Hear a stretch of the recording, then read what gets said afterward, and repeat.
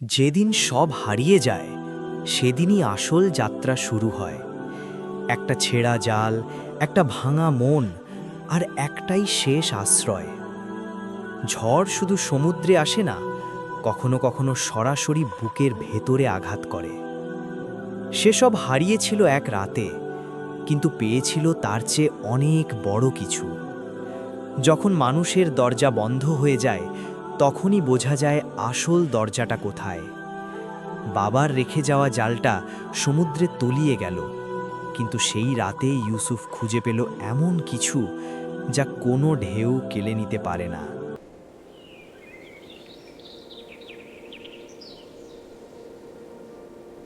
রাত তখন প্রায় 2টা।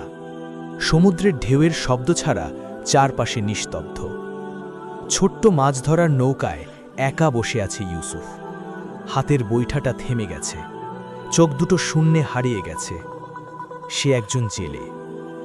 বাবার মৃত্যুর পর থেকে একাই সংসার টানছে।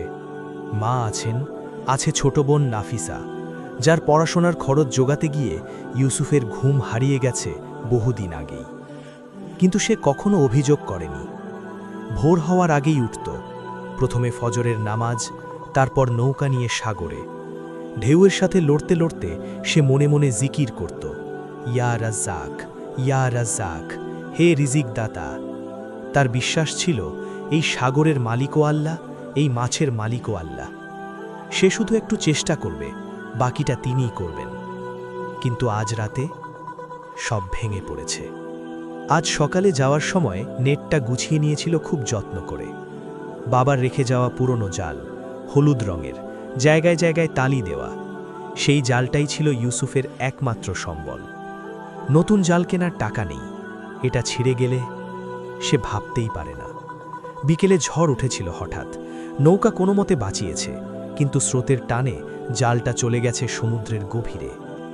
নিজের চোখে দেখেছে সে, জলের নিচে তলিয়ে যাচ্ছে বাবার স্মৃতি, তার জীবিকা, নাফিসার স্বপ্ন।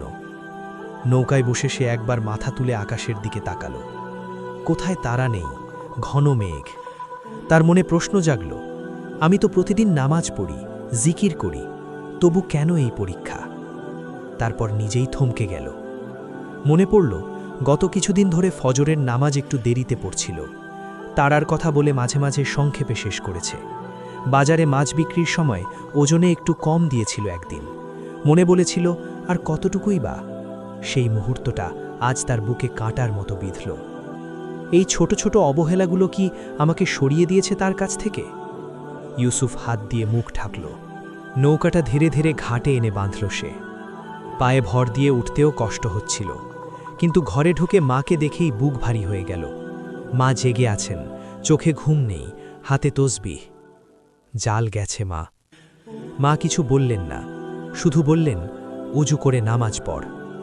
ইউসুফ পানির কলের কাছে গেল, ঠান্ডা পানিতে মুখ দিল। হাত পা ধুতে ধুতে তার চোখ ভিজে গেল।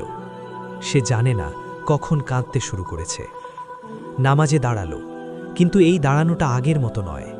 আজ সে দাঁড়িয়েছে একজন হেরে যাওয়া মানুষ হিসাবে, যার কাছে আর কোনো পথ নেই, কোনো দরজা নেই, শুধু একটাই জায়গা বাকি, সেই দরজাটা। সিজদায় গেলে সে আর উঠতে পারল না। মাথাটা মাটিতে লেগে রইল। কান্না বেরিয়ে এলো নিঃশব্দে। হে আল্লাহ, আমি ক্লান্ত, আমি ভেঙে পড়েছি। আমার বাবা নেই, জাল নেই, রাস্তা নেই, কিন্তু তুমি আছো, তুমি আছো। ইয়া রাজ্জাক, তুমি তো শূন্য হাতেও রিজিক দিতে পারো।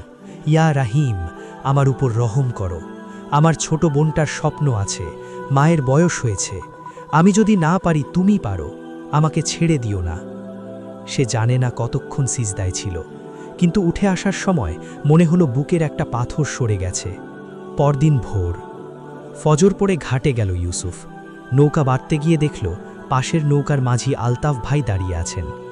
ইউসুফ, কাল রাতে তোর জালের কথা শুনলাম। তোর বাবার সাথে বহু বছর মাছ ধরেছি।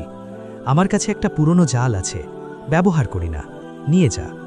ইউসুফ কথা বলতে পারল না। আলতাফ ভাই হাসলেন, নে ভাই, মানুষ মানুষের কাজে না লাগলে কি লাগবে? জালটা হাতে নিয়ে ইউসুফ একটু দূরে সরে গেল। তারপর মুখ নামিয়ে চুপচাপ বলল, আলহামদুলিল্লাহ। শুধু এটুকুই। কিন্তু এই দুটো শব্দে তার গোটা হৃদয় ছিল। সেদিন সে বুঝল, আল্লাহ কখনো কাউকে শূন্য হাতে ফিরিয়ে দেন না। তিনি হয়তো একটু দেরি করেন, কিন্তু তার কাছে যাওয়ার পথটা কখনো বন্ধ হয় না, বরং কখনো কখনো বিপদটাই সেই পথ। আর যে আল্লাহকে ভয় করে, তিনি তার জন্যে পথ বের করে দেন এবং এমন উৎস থেকে রিজিক দেন যা সে কল্পনাও করেনি। সূরা আত-তালাক, আয়াত 2 থেকে 3।